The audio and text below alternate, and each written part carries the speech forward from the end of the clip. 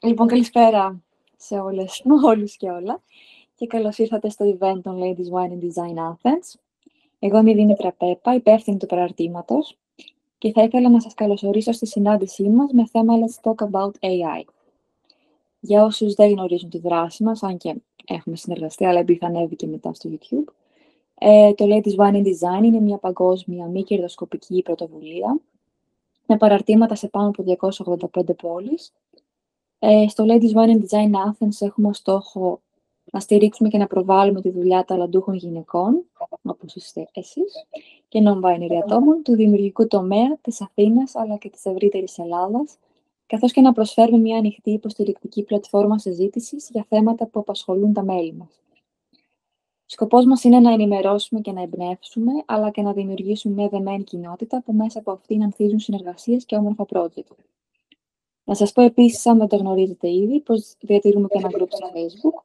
Δεν είμαστε πολύ ενεργές τα τελευταία, αλλά το κρατάμε, όπου κάνουμε παράλληλες δράσεις και ενισχύουμε ακόμα περισσότερο την έννοια της κοινότητας. Μπορείτε να μας στείλετε ένα mail ή ένα προσωπικό μήνυμα για να σας προσθέσουμε.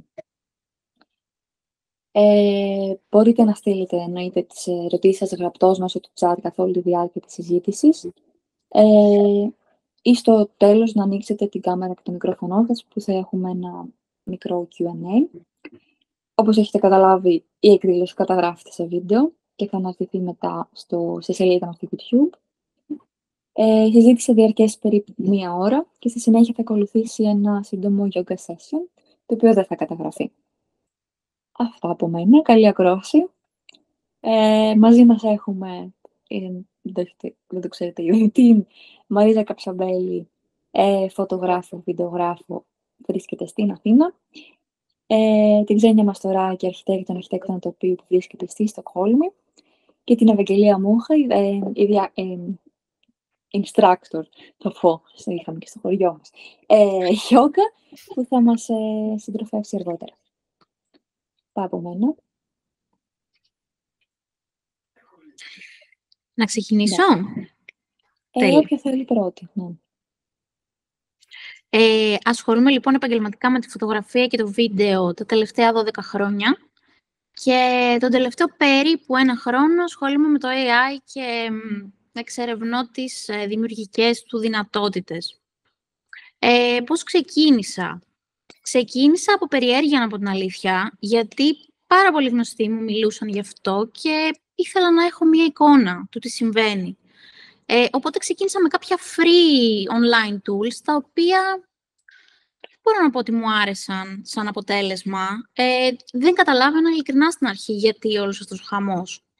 Οπότε, μετά από παρότρινση ενός φίλου που είχε ξεκινήσει να πειραματίζεται με το Midjourney, που είχα ακούσει και εγώ ότι ήταν το πιο εξελιγμένο από τα υπόλοιπα προγράμματα που κυκλοφορούν, εντάξει, εκεί ήταν που κατάλαβα γιατί όλος αυτός ο ντόρος τελικά. Νομίζω για περίπου 1 μήνα κάηκα εντελώς. Ξόδεψα πάρα πολλά χρήματα σε credits. Έχασα πάρα πολλές ώρες από τη ζωή μου. Μέχρι που αποφάσισα να κάνω τελικά μια συνδρομή και έτσι ξεκίνησαν όλα. Θα πω ότι τα πρώτα μου projects ήταν σουρεαλιστικά, γιατί ένιωθα σαν ένα παιδί που ανοίγεται ένας ολόκληρος κόσμος μπροστά του και ήθελα να τον εξερευνήσω όσο δυνατόν περισσότερο. Ας ανοίξω την παρουσίασή μου. Εδώ, κάπου εδώ. Ωραία. Το πρώτο μου project ήταν αυτό, το Fragile World, στο οποίο έδωσα μια περιγραφή τελείως σουρεαλιστική, που συνοδευόταν από μια γενική αισθητική συνθήκη. Είναι αρκετά σκοτεινό. Η συνθήκη που περιέγραψα ήταν μια ανθρώπινη παρουσία σε ένα απόκοσμο τοπίο να περιβάλλεται από τεράστιες κρυστάλλινες σφαίρες.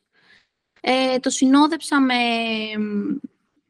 συμπλήρωσα την αισθητική με την οποία το φανταζόμουν και η αλήθεια είναι ότι έπαθα σοκ με το αποτέλεσμα, γιατί ήταν κάπως πολύ κοντά σε αυτό που είχα σκεφτεί να φτιάξω. Δεν το περίμενα καθόλου δηλαδή αυτό το αποτέλεσμα.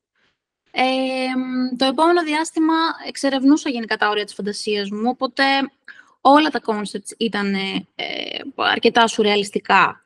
Ο επόμενος πειραματισμός ήταν εμπνευσμένος από δύο από τους αγαπημένους μου φωτογράφους, τους Μπέρτ και Χίλα Μπέχερ, οι οποίοι φωτογράφησαν με καταγραφικό τρόπο παλιά βιομηχανικά κτίρια και δομές με τον ίδιο ακριβώς τρόπο και χρησιμοποιώντας συγκεκριμένη κάμερα, απόσταση, είναι γνωστά ως typologies. Οπότε ξεκίνησα και εγώ να κάνω κάτι αντίστοιχο με κτίρια, έτσι με πιο παιδικές τοιχογραφίες, ταπετσαρίες, τέτοια prompts, ας πούμε, έδινα. Και αμέσως μετά συνέχισα για 2 μερόνυχτα περίπου, στίβιαζα πράγματα στην έρημο. Από φωτογραφικές μηχανές, αυτοκίνητα, υπολογιστές, γενικότερα κάπως ήθελα να αποδώσω έτσι την υπερκατανάλωση, οπότε ήταν πολύ κοντά σε αυτό που είχα στο μυαλό μου.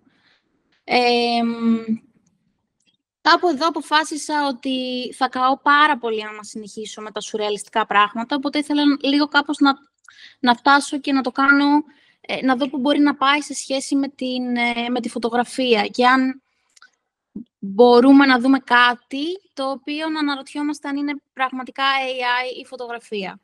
Οπότε ξεκίνησα με prompts που ήταν προσανατολισμένα προς φωτογραφικές τεχνικές. Περιέγραφα ανθρώπους μέσα σε εξωτερικό περιβάλλον και κάπως έτσι γεννήθηκε αυτή η ιδέα του The Caravan, όπου ακολουθούμε ανθρώπους στα 70s, έτσι με πολύ glitter, όπως βλέπετε, και μελαγχολία στη ζωή τους μέσα σε ένα απόκοσμο δάσος, σε ένα απόκοσμο περιβάλλον. Συνέχιζα να παθαίνω σοκ με τα χαρακτηριστικά του προσώπου, που αφιέρωνα πάρα πολύ χρόνο στο να τα κάνω όσο πιο ρεαλιστικά γινόταν, να δίνω πιο συγκεκριμένες οδηγίες. Και εδώ κάπου είναι που έπαθα το μεγαλύτερο σοκ, γιατί άρχιζα να περιγράφω φράσεις για παράδειγμα, χρησιμοποίησα αργή ταχύτητα κλίστρου, που στη φωτογραφία σημαίνει ότι αν κάτι κινείται, θα πιάσει στην άβρα του, όπως σε αυτή την εικόνα που βλέπουμε αυτή τη στιγμή.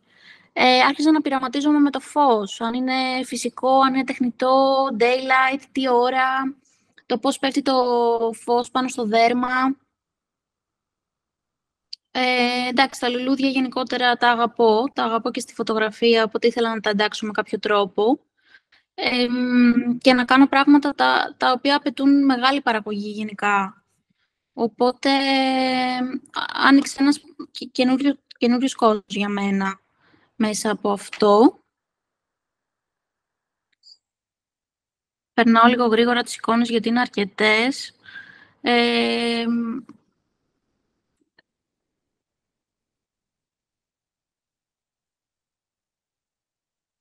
Και κάπως εξελίχθηκε το The Caravan, γιατί άρχισα να πειραματίζομαι και με υφές και με χρώμα και άρχισα να δίνω και οδηγίες σε σχέση με το μέσο που χρησιμοποιώ, δηλαδή με τι κάμερα το φαντάζομαι, με τι φακό το φαντάζομαι, από τι απόσταση,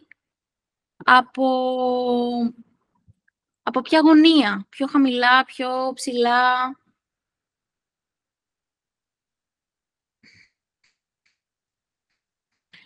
Και έφτασα στο τελικό σημείο που αυτή είναι μια δουλειά που είναι σε εξέλιξη, που έχω πλέον αποφασίσει ποια είναι η αισθητική που θέλω,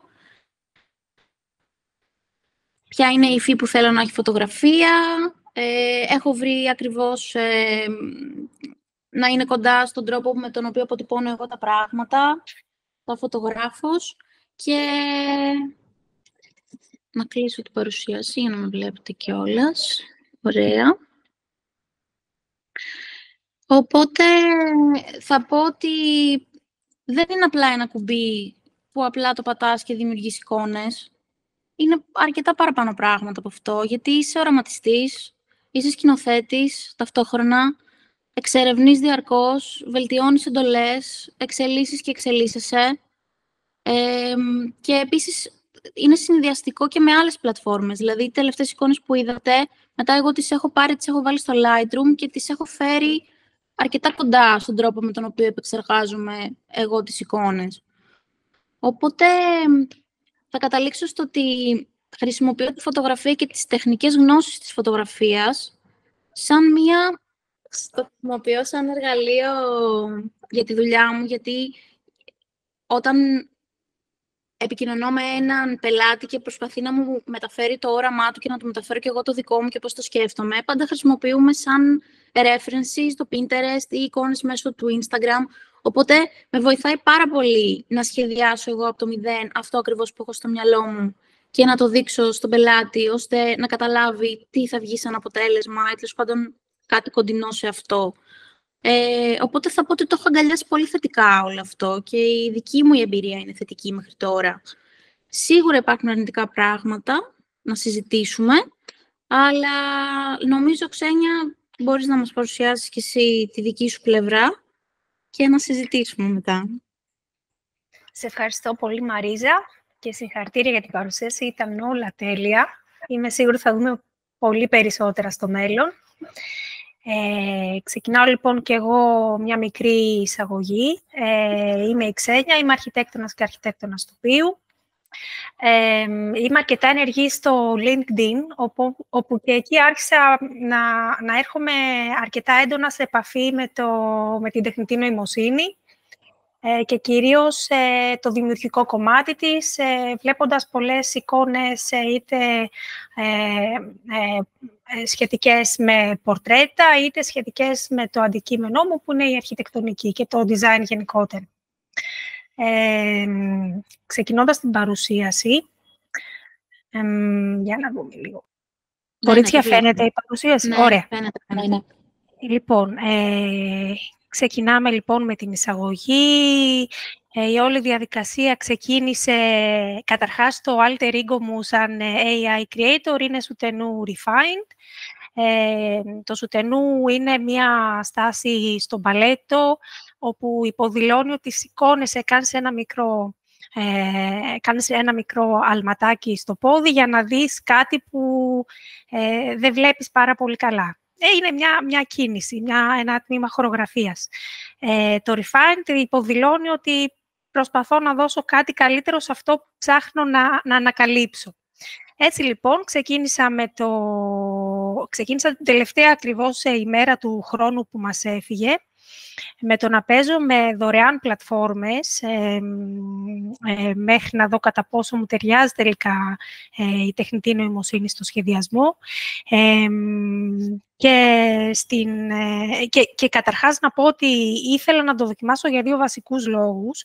Γιατί παρατήρησα ότι έχει τρομερά επαναστατικές δυνατότητες, τόσο όσον αφορά στην έκφραση, στην πρακτική και στη διευκόλυνση της δημιουργικής διαδικασίας, όσο και στην ποιότητα, την ταχύτητα και την παραγωγή της ροής εργασίας. Όπως είπε και η Μαρίζα, κάηκα στην πραγματικότητα. Αφιέρωνα άπειρο χρόνο να δω τι παίζει στο διαδίκτυο, τι διαφορετικό παίζει στο διαδίκτυο, γιατί πραγματικά υπάρχει μεγάλη ποικιλία και εργαλείων και πλατφόρμων και πληροφοριών γενικότερα γύρω από την τεχνητή νοημοσύνη, οι οποίες μάλιστα εξελίσσονται και ταχύτατα. Δηλαδή και η εξέλιξη η δική μου, η προσωπική, από μήνα σε μήνα έβλεπα ότι είναι απερίγραπτη. Έτσι λοιπόν το δεύτερο βήμα, ας πούμε, της Soutenu είναι ότι άρχισε να ανακαλύπτει ακόμα περισσότερο εργαλεία και πλατφόρμες. Ξεκίνησα με το Resleeve, το GenCraft, τα οποία ήταν δωρεάν. Συνέχισα με το Leonardo και κατέληξα ότι οι 2 πλατφόρμες οι οποίες μου ταιριάζουν απόλυτα είναι το Stable Diffusion και το Midjourney. Αυτές οι πλατφόρμες που μόλις ανέφερα είναι πλατφόρμες text to image. Αυτά που, δηλαδή ουσιαστικά χρησιμοποιούμε prompts, περιγράφουμε ένα κείμενο με κατάλληλες λέξεις κλειδιά, έτσι ώστε να έχουμε το αποτέλεσμα που επιδιώκουμε. Εδώ πρέπει να τονίσω ότι το να μάθει κάποιος να χρησιμοποιεί μια περιγραφή έτσι ώστε να φτάσει όσο πιο κοντά θέλει στο αποτέλεσμα που έχει οραματιστεί, είναι επίπονη διαδικασία και δεν υπερβάλλω σε αυτό. Πρέπει να κάνεις πάρα πολλές πρόβες, να παίξεις με πολλά διαφορετικά κείμενα μέχρι να καταλάβεις τελικά πώς φτάνεις πιο κοντά στο αποτέλεσμα που θες. Και φυσικά υπάρχει πλέον στο διαδίκτυο δωρεάν μια πληθώρα από πλατφόρμες που σε κατευθύνουν στο πώς μπορείς, όπως είπε και η Μαρίζα πριν, μέσω γωνίας, κάμερας ή φωτός, ημέρας, νύχτας ή ας πούμε ηλιοβασιλέματος, αν θα έχει mist, αν θα είναι καθαρή η ατμόσφαιρα, αν θα δώσεις details σε textures ή θέλεις λίγο πιο γενική απεικόνιση του προϊόντος σου. Υπάρχουν πλέον πολλές κοινότητες και πλατφόρμες που χωρίς ιδιαίτερη πλέον ταλαιπωρία μπορείς να αναζητήσεις αυτά που σου ταιριάζουν.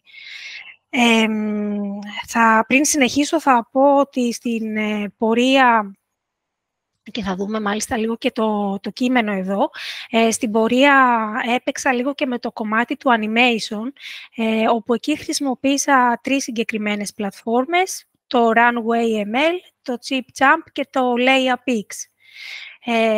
Φυσικά η παραγωγή εικόνας, όπως είπε και η Μαρίζα, δεν είναι ότι πληκτρολογείς ένα prompt και σου εμφανίζεται ένα κείμενο και τελείωσε η όλη η ιστορία. Φυσικά μπορείς να κάνεις editing σε αυτή την εικόνα.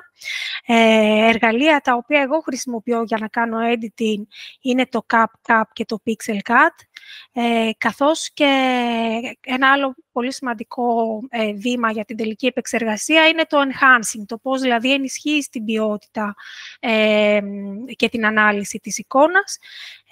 2 εργαλεία που εγώ συνήθως χρησιμοποιώ είναι το CREA και το Magnifique AI. Και στο τέλος, πλέον να αναφέρω ότι μας δίνεται η δυνατότητα να κάνουμε παρουσιάσεις μέσω της τεχνητής νοημοσύνης, όπως για παράδειγμα αυτή που κάνω εγώ σήμερα, που γίνεται μέσω της πλατφόρμας Prezi. Λοιπόν, συνεχίζουμε στο τρίτο βήμα της εξέλιξης της Ουτενού, όπου άρχισα πλέον να αναρωτιέμαι τι γίνεται περί του ηθικού ζητήματος της τεχνητής νοημοσύνης, αλλά και του νομικού πλαισίου. Εκεί λοιπόν πραγματικά έτυχε την ίδια περίοδο που ψαχνόμουν να γίνεται στη Στοκχόλμη ένα συνέδριο σχετικά με την τεχνητή νοημοσύνη και το ρόλο της στην δημιουργία αρχιτεκτονικών εικόνων, που έγινε στο KTH, το Βασιλικό Ινστιτούτο της Στοκχόλμης, και στο τμήμα αρχιτεκτόνων μηχανικών. Εκεί λοιπόν δόθηκε ιδιαίτερη σημασία στον αντίκτυπο της τεχνητής νοημοσύνης στις κοινωνίες μέσω της αρχιτεκτονικής, με ιδιαίτερα κριτική προοπτική, τόσο ως προς τις κοινωνικές, όσο και ως προς τις οικονομικές, πολιτικές εντάσεις της, καθώς και τον αντίκτυπό της στον άνθρωπο αλλά και το περιβάλλον. Αφού λοιπόν έμαθα αρκετά πράγματα από αυτό το συνέδριο, άρχισα να ασχολούμαι ακόμα πιο θερμά με την τεχνητή νοημοσύνη και συνειδητοποίησα πραγματικά ότι αποτελεί ένα φανταστικό εργαλείο. Ουσιαστικά είναι ένας αόρατος συνεργάτης, όπου με βοηθάει σε πολλά πράγματα σχετικά με την ιδέα αλλά και την πραγματοποίηση της ιδέας σε εικόνα. Καταρχάς με βοηθάει να πειραματίζομαι, να κάνω brainstorming συνέχεια και να δημιουργώ πρωτότυπα. Αυτό γίνεται λόγω του ότι μου δίνεται η ευκολία πλέον να παράγω αμέτρητες εικόνες σε χρόνο ντετέ, κάτι που εμείς οι σχεδιαστές και συγκεκριμένα οι αρχιτέκτονες μέχρι και αυτή τη στιγμή που μιλάμε χρησιμοποιώντας άλλου είδους εργαλεία φωτορεαλισμού σίγουρα παίρνει πολύ περισσότερο χρόνο.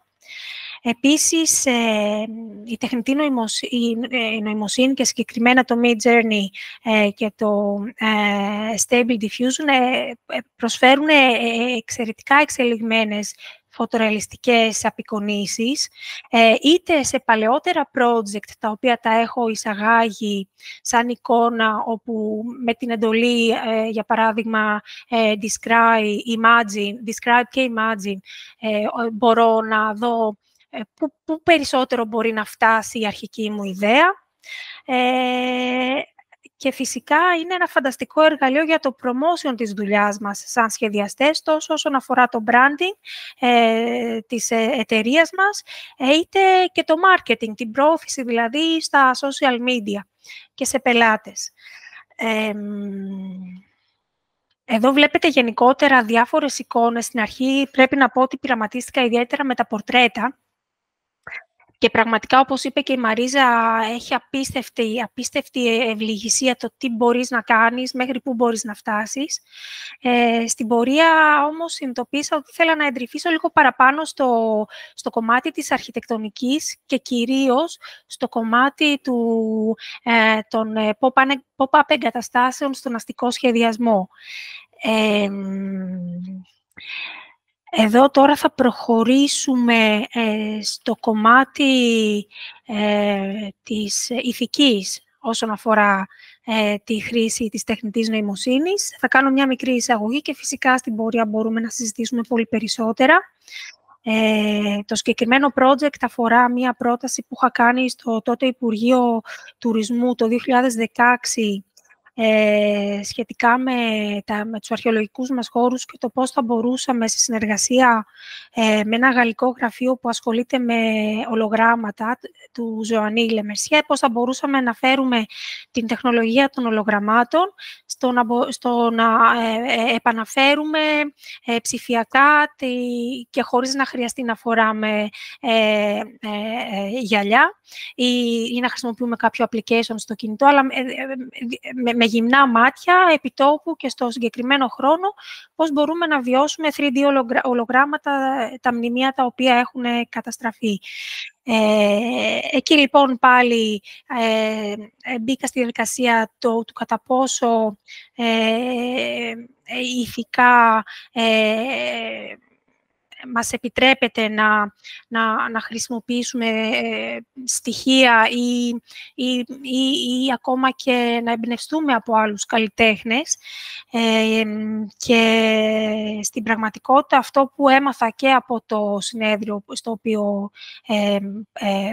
το οποίο παρακολούθησα είναι ότι τα συστήματα της τεχνικής νοημοσύνης έχουν βαθιά ριζωμένες προκαταλήψεις.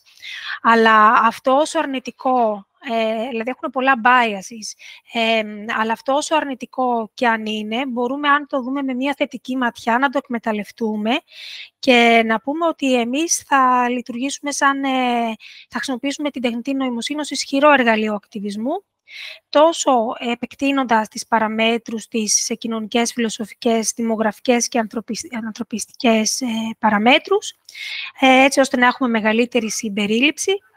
Και επίσης είναι σημαντικό εδώ να αναφέρουμε ότι είναι ξεκάθαρη η αδυναμία της τεχνητής νοημοσύνης να αντιγράψει την ανθρώπινη σκέψη και στην πραγματικότητα να μάθει από την εκπαίδευση που της κάνουμε. Γι' αυτό και θεωρώ ότι είναι επιβεβλημένη η προώθηση πρωτοβουλειών ανοιχτού κώδικα, έτσι ώστε να αποκλείσουμε το ενδεχόμενο μονοπωλιών, αλλά να έχουμε και μια ανοιχτή και διαφανή ανάπτυξη. Αυτό πώς γίνεται?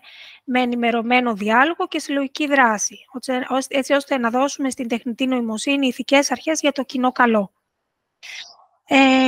Στην πορεία έβλεπα λοιπόν ότι όσο περισσότερο ασχολούμαι με την παραγωγή εικόνων με τη βοήθεια της τεχνητής νοημοσύνης, παρατηρούσα μια διαρκή αυτοβελτίωση. Και αυτό διότι οι πλατφόρμες αυτές, επειδή έχουν τεράστιο αριθμό δεδομένων από άπειρο αριθμό καλλιτεχνών ή ακόμα και έργων που έχουν ήδη πραγματοποιηθεί, υπάρχει μια διαρκής ενημέρωση για τις τρέχουσες εξελίξεις στο design. Επιπλέον, όλες αυτές οι πληροφορίες, τα data που αγκαλιάζουν την τεχνητή νοημοσύνη, αποτελούν φυσικά και μια ατελείωτη πηγή έμπνευσης για εμάς τους σχεδιαστές. Άρα αυτό οδηγεί αναπόφευκτα σε μια προσωπική ανάπτυξη. Εδώ θα πρέπει να τονίσουμε ότι το να μπορεί κάποιος να διαχειριστεί ένα εργαλείο τεχνητής νοημοσύνης δεν απαιτεί απαραίτητα κάποια εκπαίδευση. Ούτε εγώ φαντάζομαι, ούτε η Μαρίζα παρακολούθησε κάποια σεμινάρια ή κάποια μαθήματα για να μάθει να διαχειρίζεται ορισμένες πλατφόρμες. Το μόνο που σίγουρα απαιτεί είναι άπειρο χρόνο, ο οποίος βέβαια δεν σβήνει στην πραγματικότητα, διότι, όπως προαναφέρθηκε, είναι μια διαδικασία που σε βάζει να ανακαλύψεις έναν καινούριο κόσμο και να γίνεις πάλι παιδί, και στην πραγματικότητα σε πορώνει, το οποίο βέβαια είναι και θετικό και αρνητικό. Πρέπει, δηλαδή, κάπου είδαμε και εγώ και η Μαρίζα που συζητάγαμε, ότι από ένα σημείο και έπειτα αναγκαστήκαμε να βάλουμε όρια, διότι πραγματικά η κατάσταση από ένα σημείο και έπειτα ξέφυγε. Άρα είναι πολύ δημιουργικό, πολύ διασκεδαστικό και μαθαίνετε εύκολα. Στην πορεία θα κάνω μια μικρή αναφορά στο κατά πόσο είναι διεπιστημονικό το κομμάτι της τεχνητής νοημοσύνης και το κατά πόσο, για παράδειγμα, εγώ σαν αρχιτέκτονας που θέλω να παράξω αυτή την εικόνα, πώς η τεχνητή νοημοσύνη με βοηθάει σε αυτό το κομμάτι.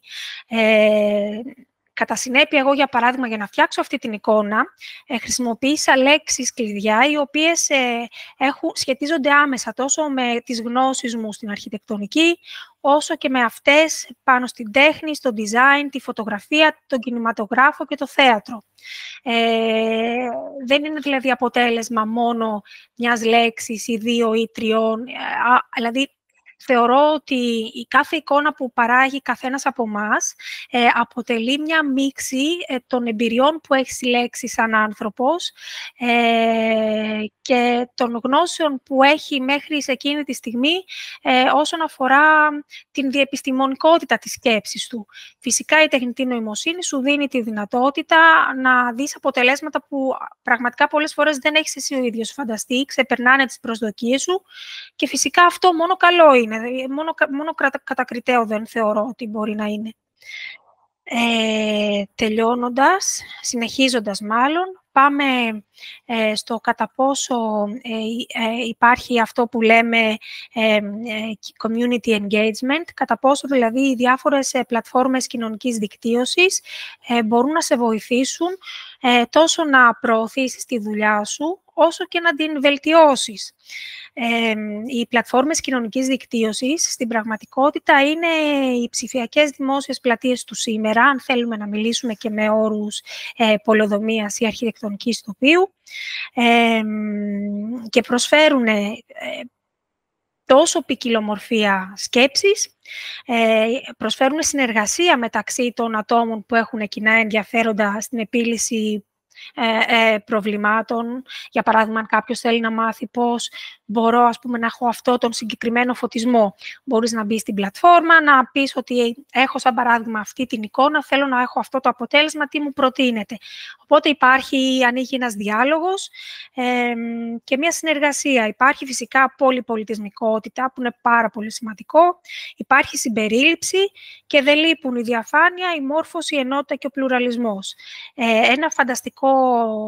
Μια φανταστική πλατφόρμα κοινότητας είναι φυσικά το Discord, στο οποίο δουλεύουμε οι περισσότεροι, είτε το Midjourney, είτε γενικότερα οποιαδήποτε άλλα κομμάτια μπορεί κάποιος να θέλει σε οποιαδήποτε άλλα κομμάτια κάποιος θέλει να ασχοληθεί. Τώρα, από εκεί και πέρα, ο σκοπός ο δικός μου, το όραμά μου, είναι τόσο η δημιουργία πρωτοτύπων και μοντέλων, έτσι ώστε να μπορέσω να τα αναλύσω περαιτέρω και να δω πού μπορώ να φτάσω. Και φυσικά η προώθηση της γνώσης γύρω από την τεχνητή νοημοσύνη, με τη βοήθεια, για παράδειγμα, των Ladies Wine and Design και της Δήμητρας, που μας δίνει τη δυνατότητα να κάνουμε έναν διάλογο. Αυτά για την ώρα. Ευχαριστώ και εγώ για την υπομονή και φυσικά μπορούμε να μιλήσουμε για πάρα πολλά άλλα πράγματα που σχετίζονται με την τεχνητή νοημοσύνη αμέσως αργότερα. Ευχαριστώ πολύ. Τέλεια, ευχαριστούμε πάρα πολύ και τις δύο. Πολύ ωραία δουλειά. Δεν ξέρω αν έχει το κοινό να ξεκινήσει με κάποιες ερωτήσεις, σκέψεις, οτιδήποτε.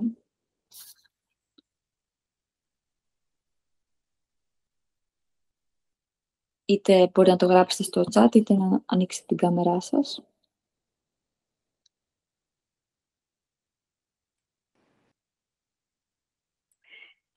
Καλησπέρα. Εγώ είμαι η Σταυρούλα Καβαλιέρου και σχεδιάζω κοσμήματα.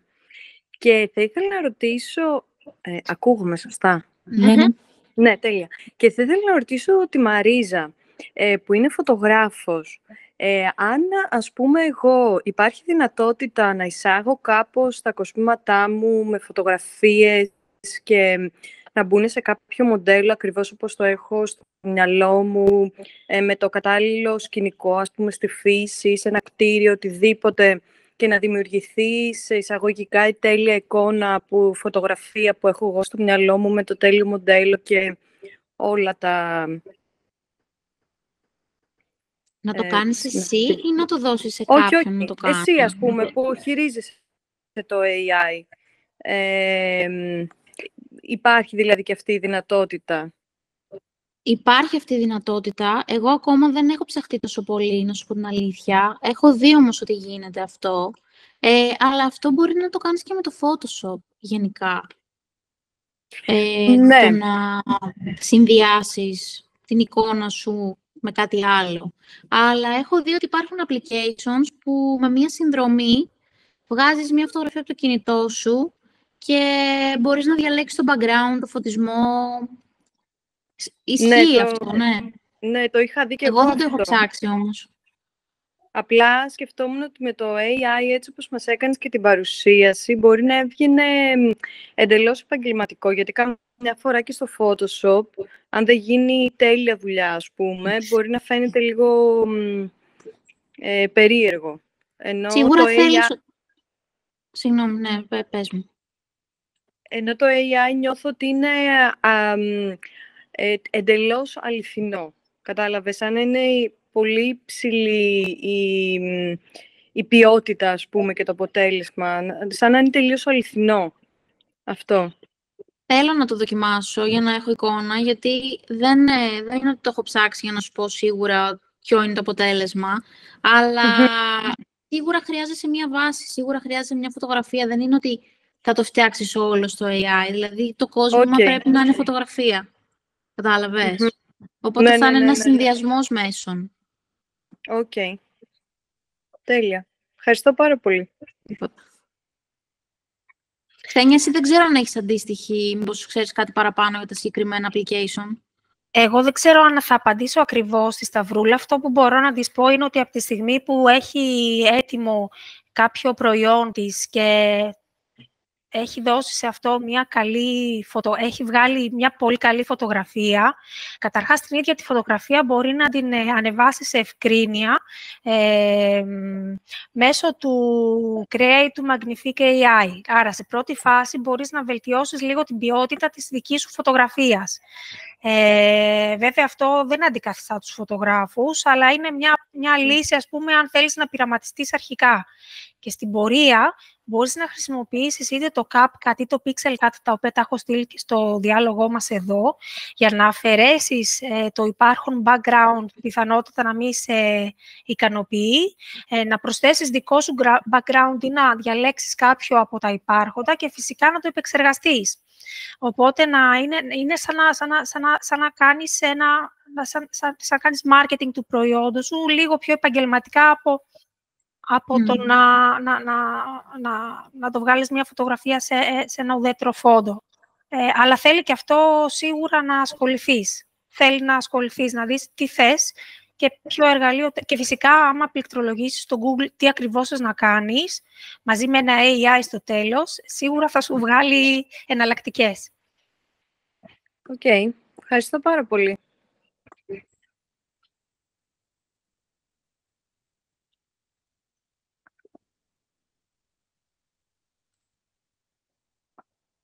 Θέλετε να ξεκινήσουμε εμείς ένα διάλογο, Μαρίζα, και να Ναι. μπαίνουν οι συμμετέχοντες να μας λένε την άποψή τους? Ναι. Λοιπόν, γίνεται πολλής λόγος κάθε φορά που συζητάω με φίλους για την τεχνητή νοημοσύνη, το κατά πόσο θα κλέψει τη δουλειά των ανθρώπων. Λοιπόν, αυτό που εγώ προσωπικά θεωρώ ότι θα ισχύσει, όπως έχει δείξει και η ιστορία μέχρι τώρα με την τεχνολογία, είναι ότι δεν θα είναι το εργαλείο αυτό καθ' αυτό που θα κλέψει τη δουλειά από τους αρχιτέκτονες ή τους φωτογράφους ή τους προγραμματιστές, όσο το ότι οι άνθρωποι που θα μάθουν να το διαχειρίζονται. Δηλαδή, εκ των πραγμάτων δεν μπορούμε να σταματήσουμε την τεχνολογία και το AI μπαίνει παντού. Δηλαδή, μπαίνει και σε προγράμματα αρχιτεκτονικού σχεδιασμού, φαντάζομαι θα μπαίνει, έχει ήδη μπει στο καινούριο Samsung, σου δίνει δυνατότητες, συγγνώμη που έκανα και διαφήμιση, αλλά γενικά σε κινητά και σε γενικότερα συσκευές. Ξέρουμε ότι πάλι θα κάνω διαφήμιση, να μην κάνω. Τέλος πάντων, μια μεγάλη εταιρεία υπολογιστών, ξέρουμε ότι επενδύει τρελά ποσά αυτή τη στιγμή, κάτι δισεκατομμύρια ευρώ στη Στοκχόλμη για να εξελίξει το AI. Θα μπει παντού, είναι δεδομένο. Και είναι πολύ ισχυρό εργαλείο για να αγνοείται. Οπότε δεν είναι το AI που θα κλέψει τις δουλειές μας. Πιστεύω ότι όσοι θέλουμε να είμαστε ανταγωνιστικοί στον τομέα μας, καλό θα είναι να αρχίσουμε να γνωρίζουμε τι μας προσφέρει η τεχνητή νοημοσύνη, γιατί μας προσφέρει πραγματικά πολλά πράγματα. Δεν πρέπει να τη φοβόμαστε και πιστεύω ότι με αυτόν τον τρόπο θα συνεχίσουμε να είμαστε ανταγωνιστικοί στο αντικείμενό μας. Μαρίζα? Συμφωνώ απόλυτα σε αυτό. Προσωπικά δεν θεωρώ ότι θα αντικατασταθούν οι καλλιτέχνες από το AI στο μέλλον. Τουλάχιστον αυτή τη στιγμή είμαστε αρκετά μακριά από αυτό. Σίγουρα παράγονται ανταγωνιστικά προϊόντα, ξεκάθαρα.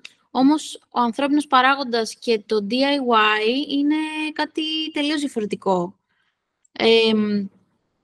Ωστόσο, θεωρώ ότι κάποιος μπορεί να θεωρηθεί καλλιτέχνης επειδή ασχολείται με το AI. Γιατί αυτό που είπα και πριν, ότι είσαι οραματιστής, είσαι σκηνοθέτης, είσαι σκηνογράφος, είσαι πολλά περισσότερο από το να γράψεις μία εντολή, μία φράση. Και φυσικά η έμπνευση από άλλους είναι αναπόφευκτη. Και τώρα το κάνουμε. Και τώρα παίρνουμε έμπνευση ούτως ή άλλως, απλά με πιο αργούς ρυθμούς. Ακριβώς. Μα και όταν ξεκίνησε η φωτογραφία, ήταν πάρα πολλοί αυτοί που φοβήθηκαν ότι η ζωγραφική θα πεθάνει. Γιατί παλιά για να αναπαραστήσεις έναν άνθρωπο, ήταν αναπαραστατική η ζωγραφική για το πορτρέτο. Παρ' όλα αυτά εξελίχθηκε και η φωτογραφία έδωσε χώρο, και η ζωγραφική έδωσε χώρο στη φωτογραφία. Δεν σταμάτησε να υπάρχει σαν τέχνη και ούτε θα σταματήσει. Αντίστοιχα και το 3D printing δεν αντικατέστησε τη γλυπτική. Το ίδιο θα γίνει και με τη φωτογραφία και το AI, πιστεύω. Είναι εξελικτικό όλο αυτό. Κάτι που διάβασα είναι ότι σε 20 χρόνια από τώρα, αν και λοιπόν, ότι μέχρι το 2026, δηλαδή σε 2 χρόνια από τώρα, το 90% περίπου του περιεχομένου που κυκλοφορεί στο διαδίκτυο θα είναι αποτέλεσμα παραγωγής τεχνητής νοημοσύνης. Όμως, σε 20 χρόνια από τώρα θα εξακολουθούμε να υπάρχουμε και εμείς οι αρχιτέκτονες και οι σχεδιαστές μόδας και οι φωτογράφοι και οι προγραμματιστές και οι μηχανικοί, που οπωσδήποτε θα χρειαζόμαστε να πατήσουμε κάποιο κουμπί. Δηλαδή, εν τέλει, οι αποφάσεις δεν θα παίρνονται ρομποτικά. Θα παίρνονται από ανθρώπινο παράγοντα. Ξένια. Ναι. Εγώ συμφωνώ σε όλα αυτά που λέτε πάρα πολύ και το χρησιμοποιώ και το AI αρκετά. Εγώ αυτό που θα ήθελα να ρωτήσω και θα ήθελα λίγο να συζητήσουμε είναι τα πνευματικά δικαιώματα των έργων και η τροφοδότηση που γίνεται στο AI αυτή τη στιγμή και πώς μπορεί ο καθένας να θεωρηθεί καλλιτέχνης. Μπορεί να μας αρέσουν πολύ οι τίτλοι και να τους χρησιμοποιούμε και είναι εντάξει να συμβαίνει αυτό. Απλά τι συμβαίνει όταν το άτομο που θέλει να δημιουργήσει κάτι δεν χρησιμοποιεί δικό του υλικό 100%. Εμένα εκεί είναι οι τωρινοί προβληματισμοί μου στο καλλιτεχνικό κομμάτι και θα ήθελα λίγο να το συζητήσουμε. Με προβληματίζει και εμένα πάρα πολύ αυτό που αναφέρεις, γιατί γενικά είναι αρνητικό ότι η χρήση των έργων ως training data για τα μοντέλα αυτά είναι χωρίς άδεια από κανένα δημιουργό. Είναι πάρα πολύ άναρχο όλο αυτό. Από την άλλη, θα θέσω και το εξής ερώτημα εγώ, ότι και στην pop art ή στο collage, πάλι κάπως το ίδιο δεν γίνεται. Που δεν είμαι υπέρ ούτε κατά κάποια από τις δύο γνώμες, somewhere in between, απλά κάπως νιώθω ότι είναι πολύ κοντά αυτό. Απλά εκτός αν υπάρχουν και έξω πράγματα, τα οποία είναι free, δωρεάν. Δηλαδή, αν μιλάμε με τον ίδιο τρόπο, γιατί τώρα για να φτιάξεις ένα κολάζ και δεν μπορείς να πάρεις ένα κείμενο και να το ξαναγράψεις με τα ίδια λόγια και να υπάρχει δύο φορές, υπάρχει λογοκλοπή. Αν αρχίσουν να ενισχύονται τέτοια πράγματα, να υπάρχουν δωρεάν πράγματα έξω στο διαδίκτυο, να υπάρχει κάτι αντίστοιχο, κυρίως γιατί τι γίνεται μετά, πώς ξεχωρίζεις τον καλλιτέχνη. Η αντιγραφή δεν είναι κακό πράγμα, ειδικά στην αρχή. Είναι ακριβώς όλοι. Εγώ σπουδάζω από κάπου. Μας ξεκινάνε και με το αν μπορείτε να αντιγράψετε, να το κάνετε. Οπότε δεν είναι ένα skill που μπορείς να το έχεις και να βελτιωθείς και μετά να φτιάχνεις πράγματα μόνος. Απλά τι γίνεται όταν υπάρχει καθαρή αντιγραφή και από αυτό το πράγμα βγάζουν λεφτά και άνθρωποι που μπορεί να μην έχουν προσπαθήσει πάρα πολύ, να μην έχουν σκεφτεί αρκετά. Να απαντήσω εγώ σε αυτό, με βάση τα δεδομένα που ισχύουν αυτή τη στιγμή. Λοιπόν, καταρχάς δεν υφίσταται copyright σε προϊόντα τεχνητής νοημοσύνης. Δηλαδή, ό,τι μπορεί να κάνει η Μαρίζα ή εγώ και να το δημοσιεύσει, στην πραγματικότητα δυστυχώς δεν μας ανήκει. Και αυτό διότι με βάση την σημερινή νομοθεσία, τα έργα αυτά που είναι παραγωγή από τεχνητή νοημοσύνη δεν θεωρούνται ανθρώπινα. Θεωρούνται δημιουργίες μηχανημάτων, προγραμμάτων. Αυτό ισχύει σήμερα.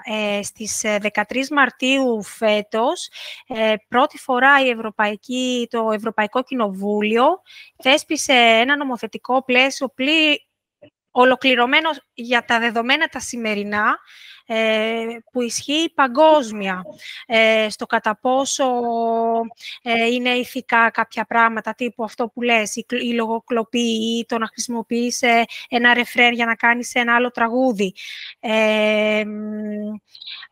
Αυτό που θέλει να προσπαθήσει να κάνει η Ευρωπαϊκή Ένωση αυτή τη στιγμή μέσω της νομοθεσίας αυτής είναι να δώσει κάποια όρια στην ποιότητα των δεδομένων, μια σχετική διαφάνεια και μια λογοδοσία. Τώρα, βέβαια, αυτό είναι πολύ σημαντικό. Θα φανεί στην πορεία κατά πόσο θα καταφέρει να δώσει πιο συγκεκριμένες λύσεις. Δηλαδή, πραγματικά, όντως, δεν έχω το δικαίωμα εγώ να δείξω μια εικόνα μου και να πω created by Soutenu Refined. Δεν έχει νομική υπόσταση, μπορώ να το κάνω, δεν μου το απαγορεύει κανείς, αλλά σίγουρα κάποιος μπορεί να το πάρει και να πει created by Madagascar, ξέρω εγώ. Για να μην μπορείς να κάνεις κάτι γι' αυτό. Και να μην μπορώ να κάνω κάτι γι' αυτό. Αλλά ας πούμε ότι αυτή τη στιγμή το χρησιμοποιώ, εγώ τουλάχιστον το βλέπω σαν ένα εργαλείο που πειραματίζομαι, έτσι ώστε πιστεύω ότι θα το έχω μάθει αρκετά καλά και θα έχω βρει θα έχω έρθει πολύ κοντά στο αυτό που πραγματικά θέλω να δώσω, όταν θα έρθει η στιγμή που νομικά θα είμαι καλυμμένη. Οπότε, ναι μεν, αλλά, δηλαδή, ναι μεν μπορώ να πουλήσω στο Shutterstock, συγγνώμη πάλι για τη διαφήμιση, εικόνες μου, αλλά εντάξει, δεν ξέρω, είναι λίγο θολό, πραγματικά. Υπάρχουν τα πρώτα νομικά πλαίσια, αλλά ακόμα θέλει δουλειά.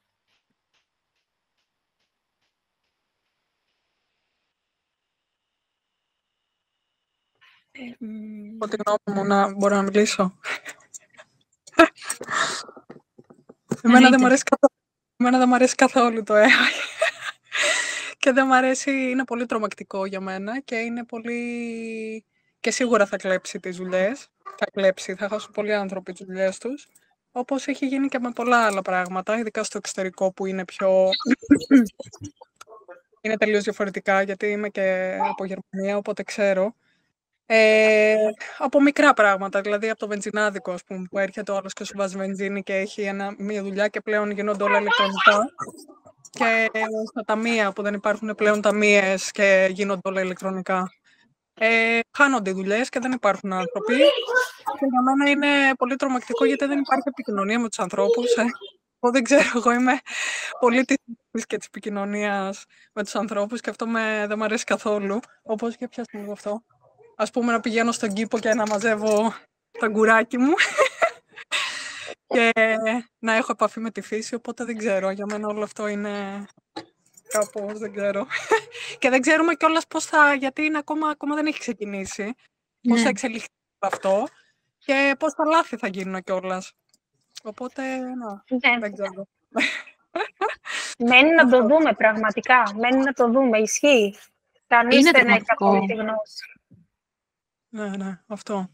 Γιατί, πώς το λένε, μια δουλειά που μπορεί να την κάνεις εσύ σε 5 μέρες, ας πούμε, αυτό μπορεί να το κάνεις σε 5 λεπτά. Οπότε θα προτιμήσει κάποιος να πάρει τα 5 λεπτά. Και επίσης γίνονται και τώρα πολλοί γιατροί που κάνουν, πώς το λένε, τα πτυχία τους και όλα αυτά και τα γράφουν, οι εργασίες που γίνονται και διορθώνονται μέσω εκεί. Δηλαδή, κάποια πράγματα τα οποία είναι, δεν ξέρω. Είναι τρομακτικό. Γίνεται με τεράστια ταχύτητα όλο αυτό. Και δεν είναι κανείς, νομίζω, σε θέση να το υπερασπιστεί ή όχι 100%. Πιστεύω ότι είναι όμως καλό να πειραματιστούμε και να δούμε, να έχουμε μια εικόνα. Δηλαδή, απ' την άλλη, το να μην αγγίζεις κάτι που σε τρομάζει και να συνεχίζεις να φοβάσαι, λύση δεν είναι.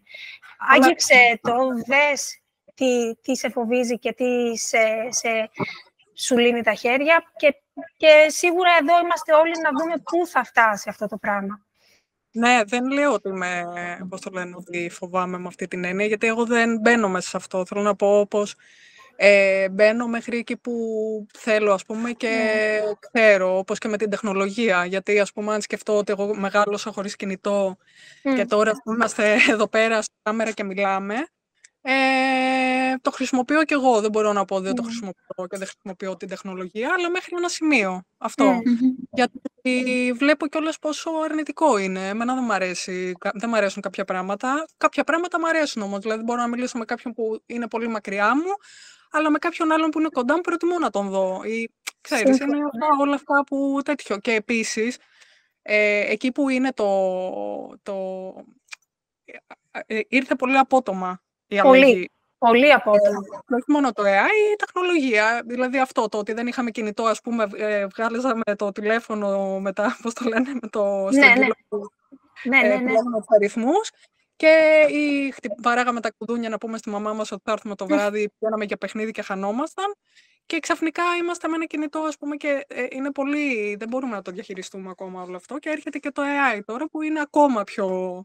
Είναι τρελό, πραγματικά είναι τρελό. Είναι τρελό αν το σκεφτεί κανείς. Ναι, γιατί αυτό που λέτε κι εσείς, ας πούμε, ότι είσαστε εκεί πέρα και τρελαινόσαστε και επίσης πρέπει να βάλετε και ένα όριο, γιατί ευτίζεστε κιόλας αυτό. Ναι. Ξεκάθαρα εθισμός. Δηλαδή, αν δεν κοντρολάρεις τον εαυτό σου, έχεις φύγει. Και μια συμβουλή εγώ που θα ήθελα να δώσω και με τη Μαρίζα, νομίζω η Μαρίζα συμφωνεί γιατί το έχουμε πει, αν κάποιος θέλει να ασχοληθεί με αυτά τα εργαλεία, να μην πάρει συνδρομή απεριόριστη. Θα καεί. Πραγματικά να έχει όρια, να ξέρει ότι λύγει εδώ τον επόμενο μήνα πάλι, παιδιά. Καίγεσαι. Ισχύει. Και το ίδιο ισχύει βέβαια και με άλλες τεχνολογίες. Σκεφτείτε με τα όπλα τι γίνεται, με τα drones. Πλέον οι πόλεμοι δεν γίνονται καν. Γίνονται με το πάτημα ενός κουμπιού σε ένα δωμάτιο. Δηλαδή έχει ξεφύγει πολύ η τεχνολογία. Δεν ξέρω. Είναι τρομακτικό σίγουρα. Ναι, αυτό. Έχει τα θετικά και τα αρνητικά. Έχει και αρκετά αρνητικά όμως που πρέπει να τα δούμε λίγο αυτό. να τα ξέρουμε, να τα βλέπουμε ας πούμε και να μην τα αφήνουμε αυτό. Και να βλέπουμε Αυτό, και ναι. ναι, που είναι τα θετικά αυτό. Σωστά, σωστά. Ευχαριστώ αυτό. Έχουμε 4 λεπτάκια ακόμα, αν κάποιος θέλει να κάνει κάποιο τελευταίο σχόλιο.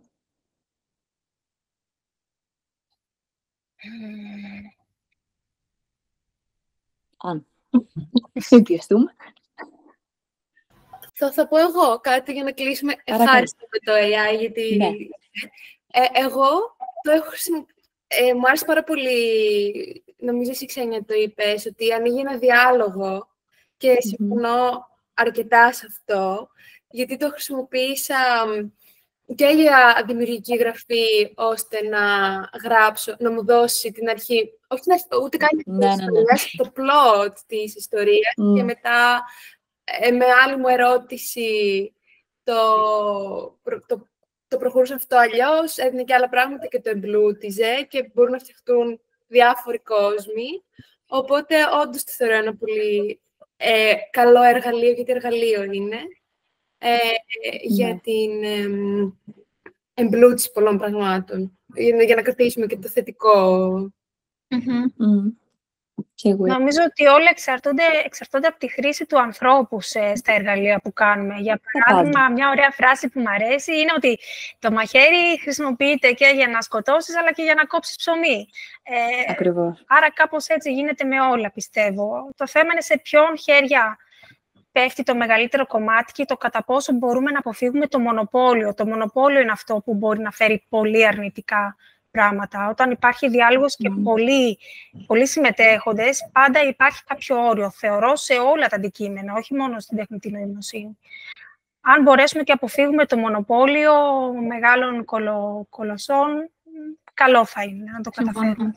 Και γι' αυτό πιστεύω ότι είναι καλό και να μάθουμε τι είναι το AI, ώστε να έχουμε και άποψη. Είναι σημαντικό να έχουμε άποψη και να θέτουμε όρια και σε συζητήσεις και αν κάποτε χρειαστεί να δουλέψουμε για κάποια εταιρεία, αν μπορούμε να ακουστούμε, γιατί όχι.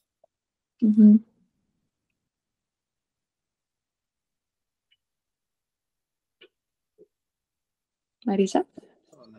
Ήθελα να ρωτήσω. Συμφωνώ.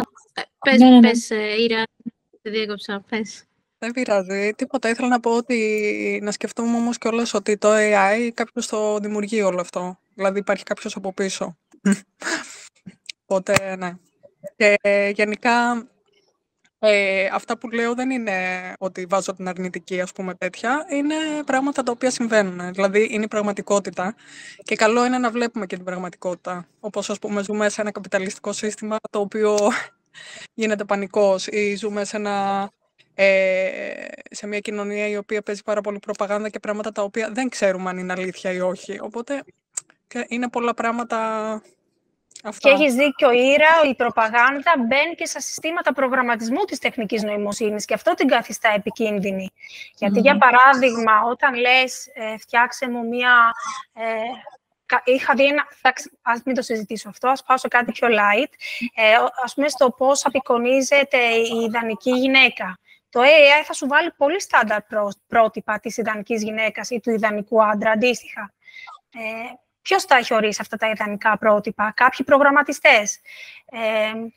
Αντίστοιχα, άμα βάλεις μια εικόνα φτωχού, μια εικόνα πλούσιου, ποιος θα απεικονιστεί σαν φτωχός, ποιος θα απεικονιστεί σαν πλούσιος? Αυτά είναι τα biases που λέμε ότι πρέπει να γίνεται διάλογος, να έχουμε γνώση, να ασχοληθούμε. Όχι απαραίτητα γιατί είναι ένα υλικό που θα χρησιμοποιήσουμε, αλλά γιατί κάποια στιγμή αναπόφευκτα θα γίνει συζήτηση στο τραπέζι.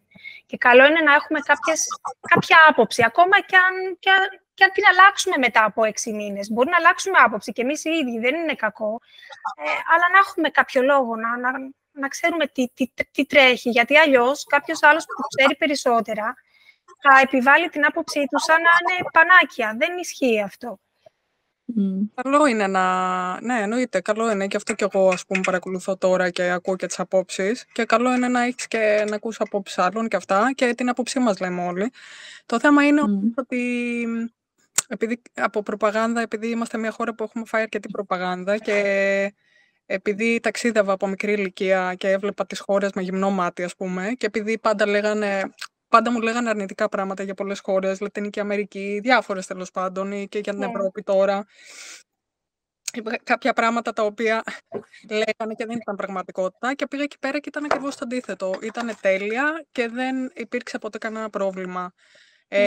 Οπότε η αρνητική εικόνα και ο φόβος, ας πούμε, μοιράζεται αυτό. Και όταν ο άλλος κάθεται μπροστά σε μια τηλεόραση και το βλέπει ή κάθεται μπροστά σε μια οθόνη, δεν μπορείς να ξέρεις 100% είναι αλήθεια ή όχι. Γι' αυτό καλό είναι, γι' αυτό λέω ότι μου αρέσει πραγματικότητα, μου αρέσει να βλέπω με τα μάτια μου. Και αν δεν δω κάτι με τα μάτια μου, δεν μπορώ να είμαι 100% σίγουρη.